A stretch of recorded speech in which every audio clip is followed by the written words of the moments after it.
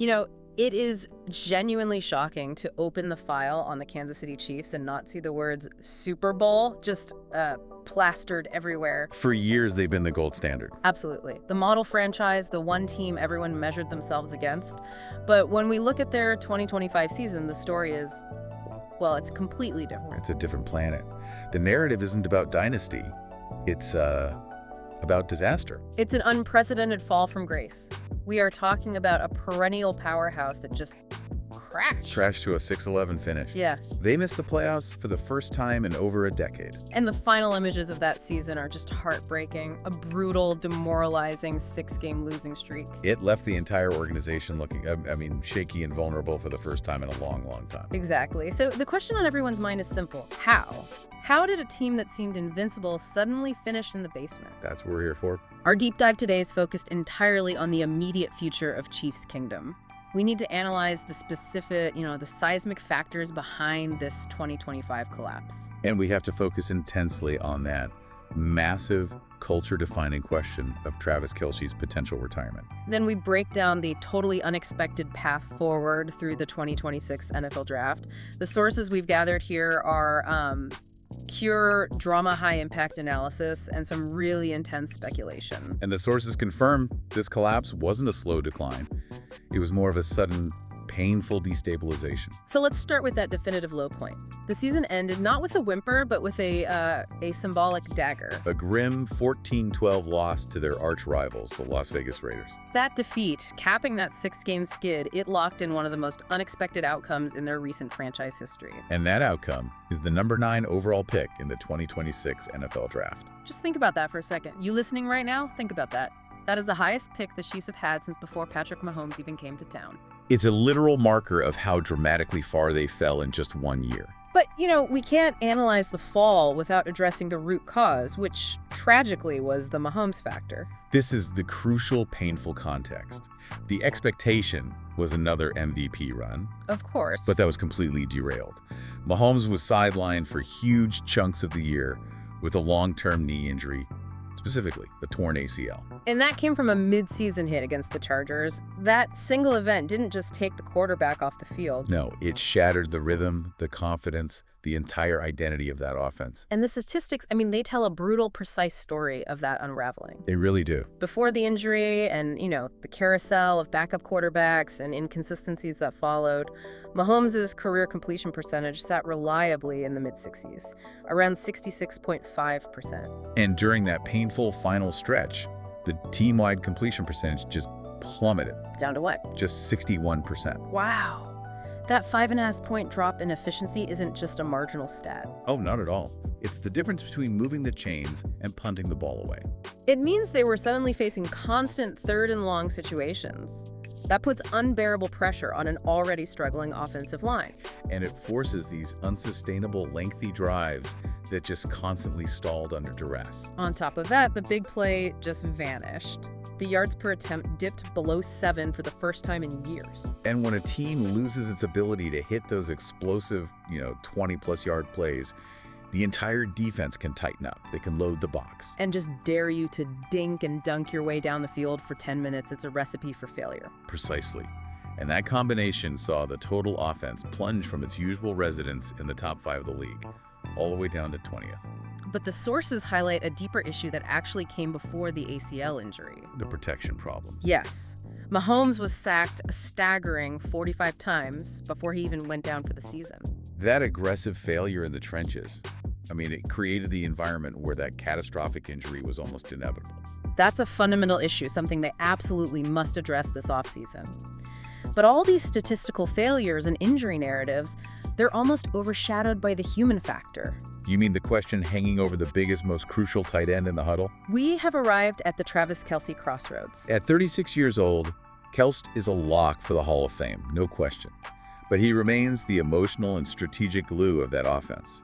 And with his contract expiring, The whispers of retirement are more than just rumors. They are a looming strategic nightmare for the franchise. And even in this down year, he showed incredible longevity and grit. We have to highlight the specific achievement from that final, depressing Raiders game. You're talking about the record. Yes, Kelce became the fastest tight end in NFL history to reach 13,000 career receiving yards. He did it in just 192 games. That's faster than the legends like Tony Gonzalez, who played a similar role in Kansas City, and Antonio Gates. Just incredible. It's a testament to his sustained excellence. And his 2025 numbers were still the best on the team. 75 catches for 851 yards, and he tied for 5 touchdowns. But the bigger narrative, as the sources relentlessly point out, is the intersection of his football life. And pop culture royalty. You cannot separate the retirement possibility from his relationship with global superstar Taylor Swift. You really can't. The sources highlight that his romance single-handedly boosted NFL ratings by 20%. It turned every Chiefs game, win or loss, into a massive cultural event.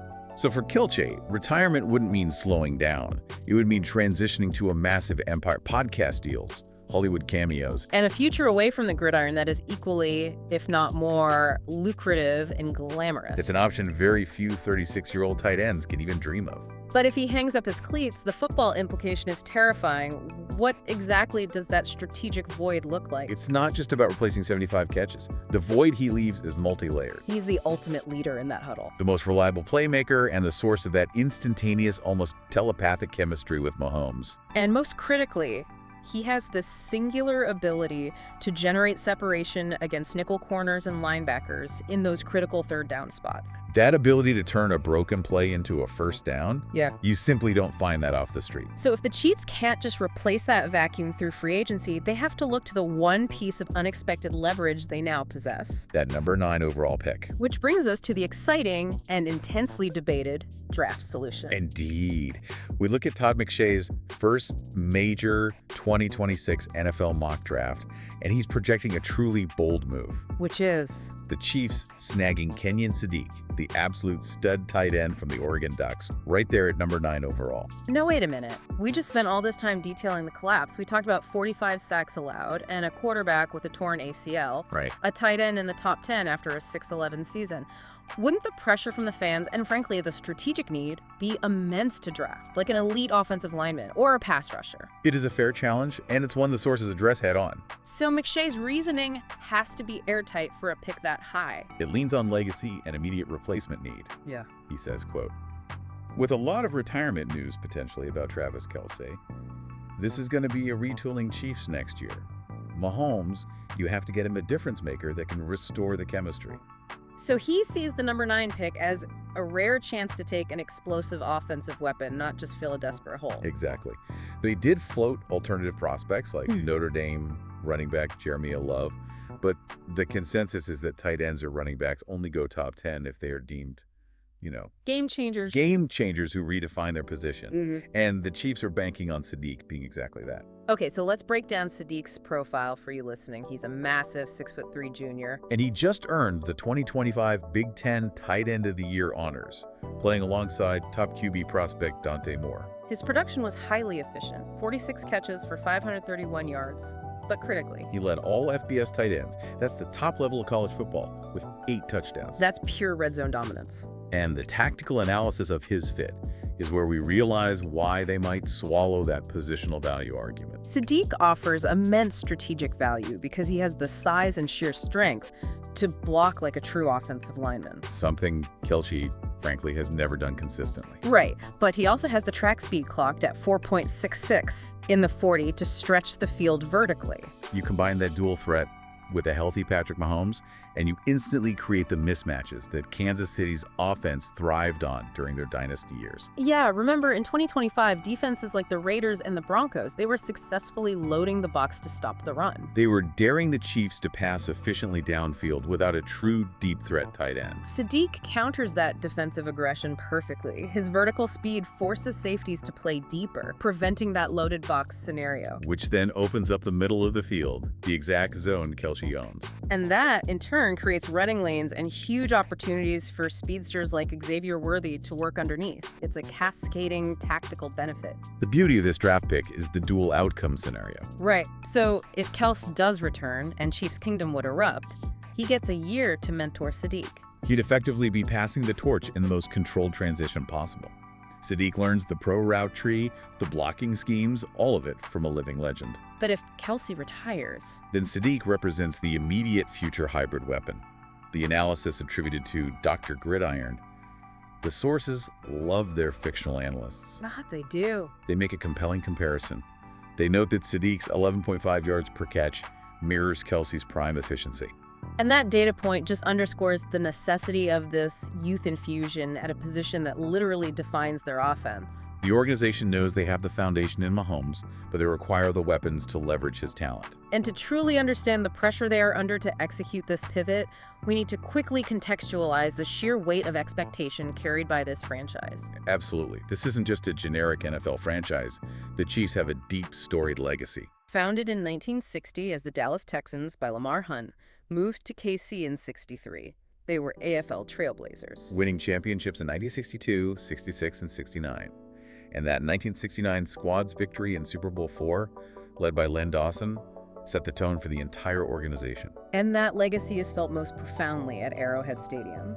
It opened in '72 and remains an iconic part of their identity. It's known as the loudest venue in the NFL. It hit a record 142.2 decibels in 2014. That's louder than a jet engine at takeoff. And the names that carry the weight of those expectations, like the sackmaster Derek Thomas, who kept the franchise relevant during many lean years, they demand quick results from the current leadership. And that current leadership, for the first time in a decade, failed their most critical task, dominating the AFC West. Which they have owned. A stunning 47-13 record against West foes over the last 10 years. But 2025 saw that crown slip, not to the Raiders, but to the Denver Broncos. That loss of divisional dominance highlights the severity of the internal problems and the immediate shift in the balance of power. And the feud with the Raiders is always intense. But the Chargers, led by Justin Herbert, also pose a consistent, highly armed threat. The Chiefs have to reassert their control immediately. Which is precisely why Coach Andy Reid, according to the analyst perspective, is focused on evolving, not rebuilding. Centered squarely around Mahomes' expected resilience and return to form. They aren't scrapping the foundation. No, they're desperate to optimize the weapons around him. And the implications of that number 9 pick are colossal for this evolution. The sources provide concrete, forward-looking statements. And they say the Chiefs are predicted to bounce back strongly to 11th-6 and win the West over a rebuilding Raiders squad in 2026, if Sadiq is drafted and Mahomes returns healthy. The offense is expected to just hum again, almost instantly. But the sources make a critical distinction that clarifies the true cost of Kelce's decision. And that is? If Kelce returns for just one more year, Super Bowl contender status is instantly restored. That is the immediate difference. It's the difference between needing a controlled evolution and needing a full, immediate reloading. A generational talent making the difference between being a good team and a championship team. This is truly the crossroads that defines the next decade of Chiefs football. The power of the number 9 pick means the organization doesn't have to choose between keeping the current, aging foundation or tearing everything down. They have a rare, almost unprecedented chance to execute a controlled evolution. An evolution that ensures the team remains a Super Bowl contender, regardless of whether Kelce returns to the gridiron for one final year of glory or rides off into the sunset. That is the perfect summary for this deep dive. Chiefs Kingdom is officially at a crossroads this offseason, deciding between retaining a legend who guarantees instant success, Or initiating a swift, youth-infused retooling with an explosive prospect like Kenyon Sadiq. the ability to execute a perfect pivot. That is the high-stakes decision facing the Chiefs front office. And that number 9 pick is less about filling a need left by a bad 6-11 season and far more about securing the team's strategic and competitive viability for the next 5 to 7 years. Kelce or no Kelce. It's a controlled evolution indeed. Thank you for joining us for this deep dive into the shocking setup and potential path forward for the Kansas City Chiefs.